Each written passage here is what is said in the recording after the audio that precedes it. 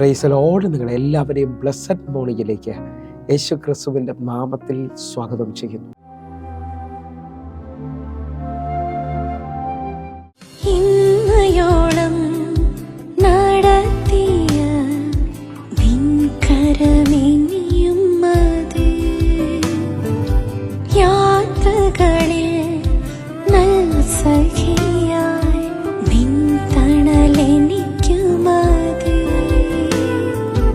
ഇന്നയോളം നടത്തിയ നിൻകരമിനിയും മതി,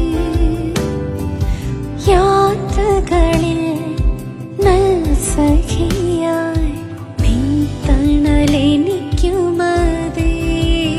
യേശുവേ സ്നേഹമേ,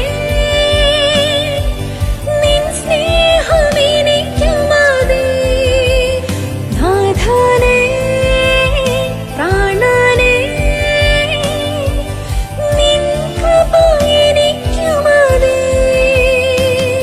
ഈ ജീവൻ നീ തന്ന ദാനം, ഞാൻ പാടും എല്ലാ നാളും.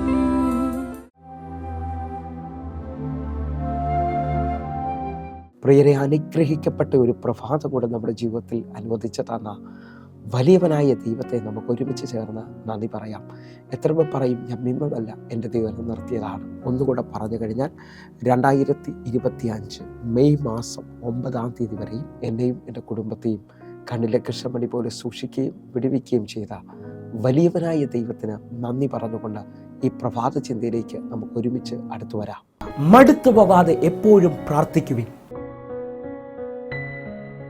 പ്രിയരെ, പ്രാരംഭവാക്യത്തിലേക്ക് വിശുദ്ധ ലൂക്കോസ് എഴുതിയ സുവിശേഷം 18-ാം അധ്യായം അതിൻ്റെ 7-ാമത്തെ വാക്യം. ദൈവമോ രാപ്പകൽ തന്നോട് നിലവിളിക്കുന്ന തൻ്റെ വൃതന്മാരുടെ കാര്യത്തിൽ ദീർഘക്ഷമയുള്ളവൻ ആയാലും അവരെ വേഗത്തിൽ പ്രതിക്രിയ നടത്തി രക്ഷിക്കുകയില്ലയോ?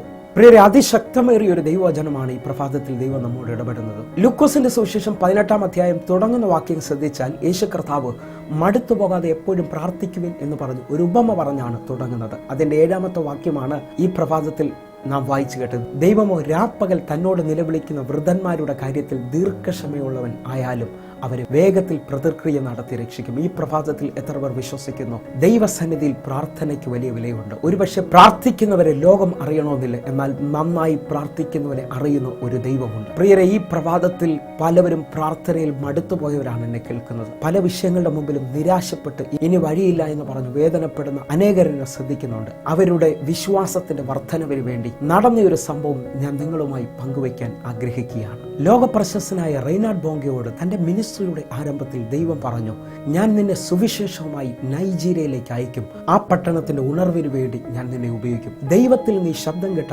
റെയ്നാർഡ് ബോങ്കെ വളരെ സന്തോഷവനായി താൻ നൈജീരിയയിലേക്ക് പോകേണ്ടതിന് വേണ്ടി നൈജീരിയൻ വിസയ്ക്ക് വേണ്ടി അപ്ലൈ ചെയ്തു. നൈജീരിയൻ അധികാരികൾ തന്റെ വിസയെ തടഞ്ഞു വെച്ചു. ആ വിസ റിജക്ട് ചെയ്യുവാൻ ഇടയായി തീർന്നു. എന്നാൽ അതറിഞ്ഞ ബോങ്കെ ഒരിക്കലും നിരാശപ്പെടുവാൻ ഇടയായി തീർന്നില്ല. താൻ ദൈവസന്നിധിയിൽ വീണ്ടും പറഞ്ഞു, ദൈവമാണ് എന്നോട് ആ വാഗ്ദത്തം പറഞ്ഞതെങ്കിൽ, ഞാൻ കേട്ടത് ദൈവശബ്ദമാണെങ്കിൽ തക്ക സമയത്ത് ദൈവം എനിക്ക് വഴി തുറക്കും. താൻ വീണ്ടും നിരന്തരമായി പ്രാർത്ഥിച്ചു കൊണ്ടിരുന്നു. ഏകദേശം 8 വർഷമായപ്പോൾ താൻ പോകാൻ ആഗ്രഹിച്ച നൈജീരിയയുടെ അയൽ രാജ്യമായ സിംബാബ്വേയുടെ പ്രസിഡന്റ് തന്നെ വിളിക്കുവാൻ ഇടയായി തീർന്നു. ഇതാ സിംബാബ്വേയുടെ പ്രസിഡന്റ് തന്നോട് പറയുകയാണ്, ഈ രാജ്യത്തിലേക്ക് കടന്നു വന്ന് നിങ്ങൾ സുവിശേഷം പ്രസംഗിക്കണം. ഈ വാർത്ത കേട്ട ബോങ്കെ വളരെയധികം സന്തോഷിച്ചു. 3 ദിവസത്തെ ക്രൂസൈഡിന് വേണ്ടി ഇതാ സിംബാബ്വെ പട്ടണം ഒരുങ്ങുകയാണ്. റെയ്നാർഡ് ബോങ്കെ സിംബാബ്വേയിൽ ചെന്ന് 3 ദിവസത്തെ ക്രൂസൈഡിൽ യേശുവിന്റെ നാമത്തെ ആ പട്ടണത്തിൽ ഉറപ്പിക്കുകയും ചെയ്തു.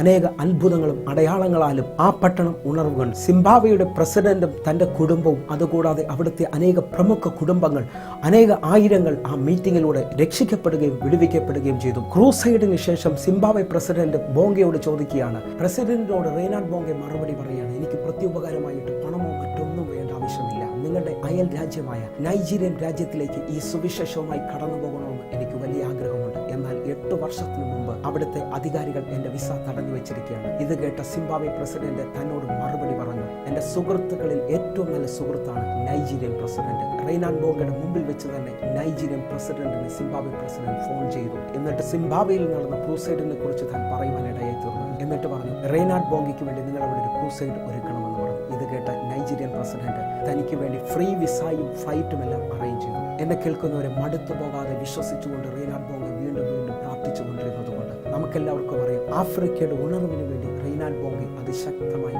ഉപയോഗിച്ചു. എൻ്റെ അറിവിൽ ഏകദേശം 8 കോടി ജനത്തെ യേശുവിലേക്ക് കൊണ്ടുവരുവാൻ റെയ്നാഡ് ബോംഗെ ദൈവം ഉപയോഗിച്ചു. എത്ര പേർ മടുത്തു പോകാതെ പ്രാർത്ഥിക്കുവാൻ തയ്യാറാണ്? എൻ്റെയും നിങ്ങളുടെയും പ്രാർത്ഥനയ്ക്ക് നിശ്ചയമായും മറുപടിയുണ്ട്. നാളുകളായി ഞാനും നിങ്ങൾ മുട്ടിക്കൊണ്ടിരിക്കുന്ന വിഷയത്തിൽ ഈ പ്രഭാതത്തിൽ ദൈവം മറുപടി തരാൻ പോവുകയാണ്. യാക്കോബിന്റെ ലേഖനം 5-16 വാക്യം പറയുന്നു, നീതിമാന്റെ ശ്രദ്ധയോടുള്ള പ്രാർത്ഥന വളരെ ഫലിക്കും. എങ്കിൽ നമുക്ക് ഒരുമിച്ചൊന്ന് കണ്ണുകൾ അടയ്ക്കാം, പ്രാർത്ഥിക്കാം. ഞങ്ങളെ സ്നേഹിക്കുന്ന ഞങ്ങളുടെ നല്ല കർത്താവേ, പൂർണ്ണ ഹൃദയത്തോടെ എന്നെ കാണുന്ന എന്നെ കേൾക്കുന്ന ഓരോ മക്കൾക്കുമായി പ്രാർത്ഥിക്കുന്നു.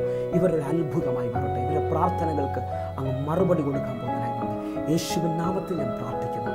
അത്ഭുത വിടുതൽ സംഭവിച്ചതിനായി നന്ദി. യേശുവിൻ നാമത്തിൽ പ്രാർത്ഥിക്കുന്നു. പ്രിയരെ, ഈ പ്രഭാത സന്ദേശം നിങ്ങൾക്ക് അനുഗ്രഹമാകുന്നുവെങ്കിൽ യൂട്യൂബ് ചാനൽ സബ്സ്ക്രൈബ് ചെയ്യുകയും ഫേസ്ബുക്കിലേക്ക് നിങ്ങൾ ജോയിൻ ചെയ്യണമെന്ന് ഓർപ്പിക്കുന്നു. അതേപോലെ തന്നെ എല്ലാ ദിവസവും സൂമിൽ ആരാധന നടക്കുകയാണ്. നിങ്ങളെയും ക്ഷണിക്കുന്നു. എങ്കിൽ ഈ പ്രഭാതം ഏറ്റവും അനുഗ്രഹമുള്ളതായി തീരട്ടെ. God bless you.